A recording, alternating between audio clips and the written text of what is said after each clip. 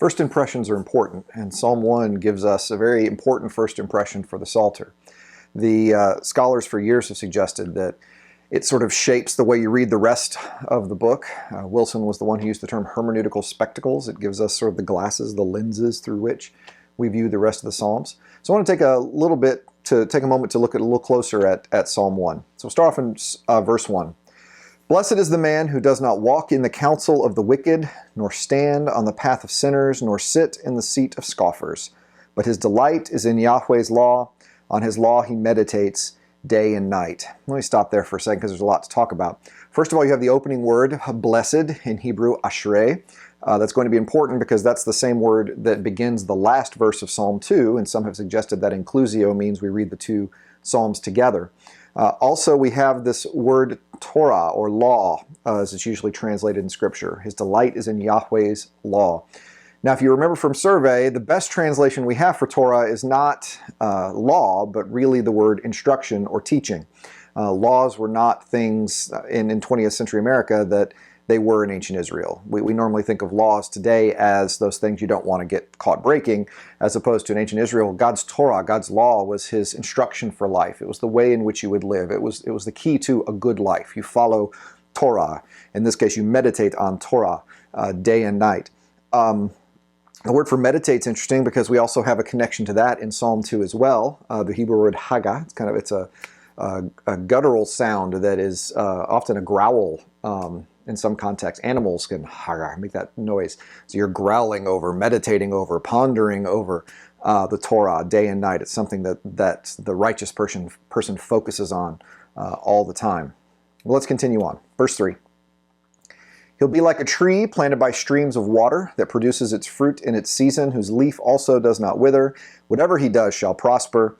The wicked are not so. They're like chaff, which the wind drives away. Therefore the wicked shall not stand in the judgment, nor sinners in the congregation of the righteous. For Yahweh knows the way of the righteous, but the way of the wicked shall perish. This has sometimes been called the Psalm of the two ways, that you have the way of the righteous and you have the way of the wicked. And the righteous person goes on to receive blessing, and the wicked person goes on to struggle and be punished and perish in the judgment. So the issue of the two ways is an interesting one. In many ways, it's naive obedience. It's that Deuteronomic theology we talked about in survey class, simple retributive justice. Good people get good things, bad people get bad things. But it doesn't take very long in Psalm 1, after Psalm 1, to realize that the righteous aren't exactly prospering. As I said in the survey of Book 1, there's a lot of laments here at the beginning of the Psalm. So why is it that the righteous prosper, the wicked are punished, and yet very soon we see the righteous suffering? Why would the Psalm speak in terms that are very quickly, it seems, contradicted as we go through the beginning stages of Book 1? Well, there are a couple of explanations for that. There's some who suggest that maybe Psalm 1 is speaking in general terms.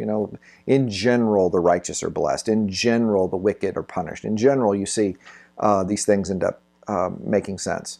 It's also possible to follow what Walter Brueggemann says, that what we have here is a naive obedience, the very beginnings of faith. Think about developmental stages where, for example, a parent will promise an allowance for cleaning a room. Well, the hope is that the child gets into a habit of cleaning their room, so eventually they want to clean their room just for the sake of cleaning their room, not for the sake of the reward. You hope that they grow. The beginning exchange of, do your chore and get your allowance eventually, hopefully, passes away and it's not the end of the story. So that maybe the psalm is here, beginning stage of faith, saying, well, we'll promise you this in the short term, and hopefully that moves on. And of course, Brueggemann sees that resolved in 150, where the opposite has happened now. They've grown to the point where they'll be obedient even without any kind of reward. It's also possible, I think, that there's more going on in the psalm. The other place in Scripture where a tree is flourishing amongst the wicked around comes from Jeremiah chapter 17. And there you have the righteous person who is flourishing in the midst of the wicked being punished by the Babylonian invasion. So the Babylonians have come, Judah has been destroyed, Jerusalem is going to be in rubble, and the righteous is flourishing like a tree. So in the midst of that suffering, the righteous is still hanging in there. One other interesting, I think, intertextual possibility is in verse 6, where it says, Yahweh knows the way of the righteous. A couple other places where it says Yahweh knows. One really neat, I think, powerful verse in the end of Exodus chapter 2:25, when the Egyptians increased their burden on the Israelites and the ancient Hebrews there in Egypt. Chapter 2 ends with this powerful phrase, but God knew. Remember, knowledge in Hebrew carries with it more than just intellectual remembrance. Knowledge is sometimes even used as a euphemism for intimacy between a husband and a wife, physical intimacy. So Yahweh knowing the way of the righteous is more than just Yahweh knowing the way about or what the righteous are doing. Yahweh knows the way of the righteous. Yahweh knows the suffering of his people. I mean, Yahweh is intimately associated with this. Yahweh is connected to this. This is not something Yahweh knows about. This is something that is deeply, deeply personal and deeply felt by God.